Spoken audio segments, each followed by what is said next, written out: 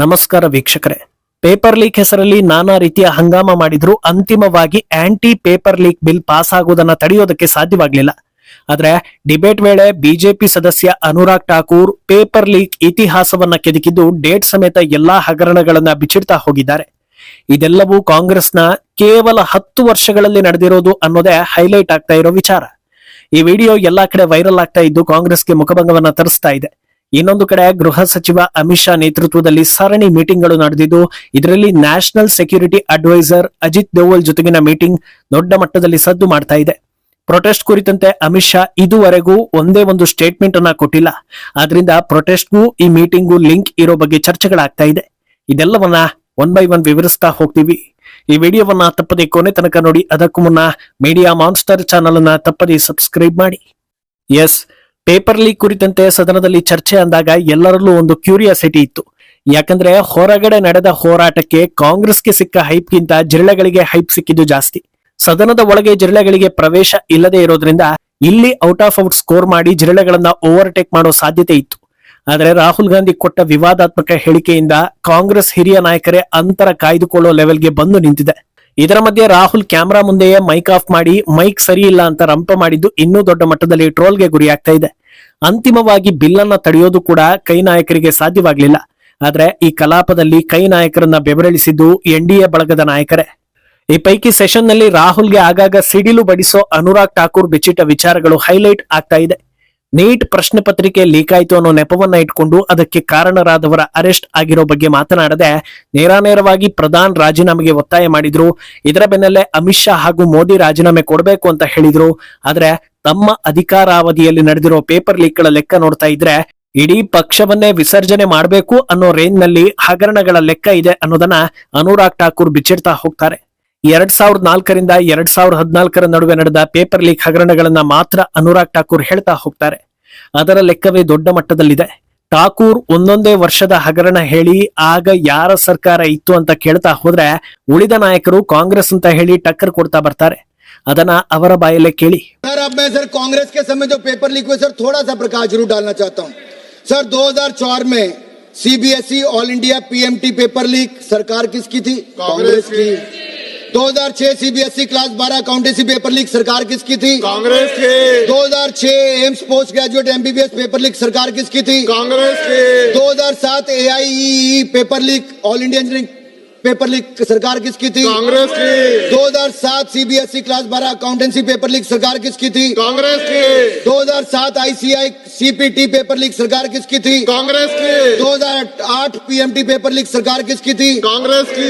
2009 common law admission test paper leak सरकार किसकी थी? कांग्रेस की। 2009 railway recruitment board paper leak सरकार किसकी थी? कांग्रेस की। 2009 हरियाणा पेपर लीक सरकार किसकी थी? कांग्रेस की। 2011 एआईई पेपर लीक सरकार किसकी थी? कांग्रेस की। 2012 एम्स एमबीबीएस पेपर लीक सरकार किसकी थी? कांग्रेस की। 2012 JK medical entrance exam paper leak सरकार किसकी थी? कांग्रेस की। 2012 Mumbai university exam paper leak सरकार किसकी थी? कांग्रेस की। 2012 railway group D paper leak सरकार किसकी थी? कांग्रेस की। 2013 Maharashtra high secondary certificate exam paper leak सरकार किसकी थी? कांग्रेस की। 2013 Rajasthan administrative services paper leak सरकार किसकी थी? कांग्रेस की। 2013 कर्नाटका पीयूसी पेपर लीक सरकार किसकी थी? कांग्रेस की।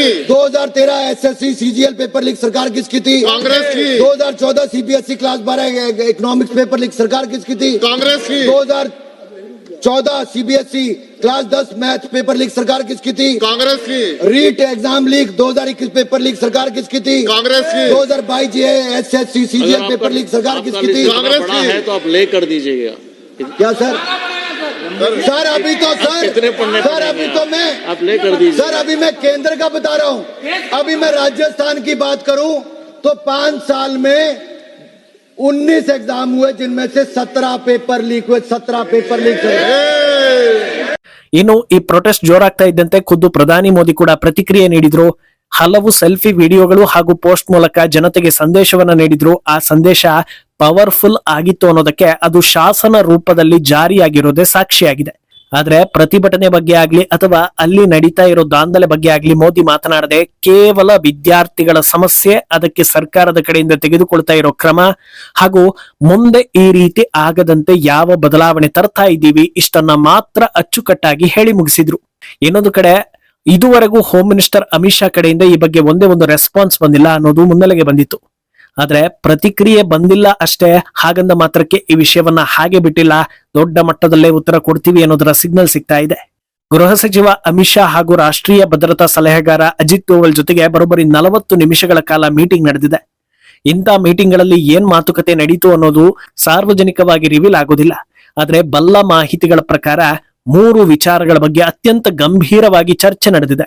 ಒಂದು, ಗಲಭೆ ಎಬ್ಬಿಸಿ ಸಾರ್ವಜನಿಕ ಆಸ್ತಿ ಪಾಸ್ತಿ ಹಾಳು ಮಾಡಿ ಪೊಲೀಸರ ಮೇಲೆ ಹಲ್ಲೆ ನಡೆಸಿರೋ ದುಷ್ಕರ್ಮಿಗಳನ್ನ ಮಟ್ಟ ಹಾಕೋದು. ಎರಡನೇದು, ಇಡಿ ಆಕ್ಷನ್. ಈ ಗಲಭೆಗೆ ಲಿಂಕ್ ಆಗಿರುವಂತೆ ಯಾರ ಕಡೆಯಿಂದ ಫಂಡಿಂಗ್ ಆಗಿದೆಯೋ ಅವರನ್ನ ತನಿಖೆಗೆ ಒಳಪಡಿಸಿ ಸತ್ಯವನ್ನ ಕಕ್ಕಿಸೋದು. ಮೂರನೆಯದು, ಸೋಷಿಯಲ್ ಮೀಡಿಯಾ ಇನ್ಫ್ಲೂಯೆನ್ಸರ್ ಅಂತ ಹೇಳ್ಕೊಂಡು ಈ ಹೋರಾಟಕ್ಕೆ ಫುಲ್ ಕವರೇಜ್ ಕೊಟ್ಟು ದ್ವೇಷ ಹರಡಿಸೋ ಕೆಲಸಕ್ಕೆ ಸಾಥ್ ಕೊಟ್ಟವರು. ಈ 3 ಕೆಲಸಕ್ಕೆ ಒಂದಕ್ಕೊಂದು ಲಿಂಕ್ ಇದ್ದು ಇದನ್ನ ಟ್ರ್ಯಾಕ್ ಮಾಡೋದಕ್ಕೆ ಹೆಜ್ಜೆ ಇರಿಸಲಾಗ್ತಾ ಇದೆ. ಯಾಕಂದ್ರೆ ಮೊದಲಿಂದಲೂ ಭಾರತವನ್ನ ನೇಪಾಳ ಮಾಡ್ತೀವಿ, ಬಾಂಗ್ಲಾ ಮಾಡ್ತೀವಿ ಅಂತ ಹೇಳ್ಕೊಂಡೇ ಜಿರಳೆಗಳ ಹೋರಾಟಕ್ಕೆ ಹೆಜ್ಜೆ ಇಟ್ಟಿದ್ರು. ಅದೇ ರೀತಿ ಗಲಭೆ ಎಬ್ಬಿಸೋ ಪ್ರಯತ್ನ ಕೂಡ ನಡೀತು. ಅಲ್ಲಿಗೆ ಇವರ ಉದ್ದೇಶ ಏನಿತ್ತು ಅನ್ನೋದು ಕ್ಲಿಯರ್ ಆಗಿತ್ತು. ಇದೆಲ್ಲವೂ ಕೂಡ ಸುಮ್ನೆ ಆಗೋದಿಲ್ಲ. ಒಂದು ಗುಂಪು ಬಂದು ಕಲ್ಲೆಸೆದು ದಾಂಧಲೆ ನಡೆಸಿ ಪೊಲೀಸರ ಮೇಲೆಯೇ ಹಲ್ಲೆ ಮಾಡೋ ರೇಂಜ್ಗೆ ಧೈರ್ಯ ತೋರಿಸ್ತಾರೆ ಅಂದ್ರೆ ಕಾನೂನು ಅವರನ್ನ ಏನೂ ಮಾಡೋದಿಲ್ಲ ಅನ್ನೋ ಗ್ಯಾರಂಟಿ ಅವರಲ್ಲಿ ಇರಬೇಕು. ಏನೇ ಆದ್ರೂ ನಾವು ನೋಡ್ಕೊಳ್ತೀವಿ ಅಂತ ಯಾರಾದ್ರೂ ಪ್ರಾಮಿಸ್ ಮಾಡಿರ್ಬೇಕು. ಅಲ್ಲದೆ ಇಂಥ ಗನಾಂಧಾರಿ ಕೆಲಸ ಮಾಡೋದಕ್ಕೆ ಕೈ ತುಂಬಾ ಹಣವನ್ನ ಪಡೆದಿರ್ಬೇಕು.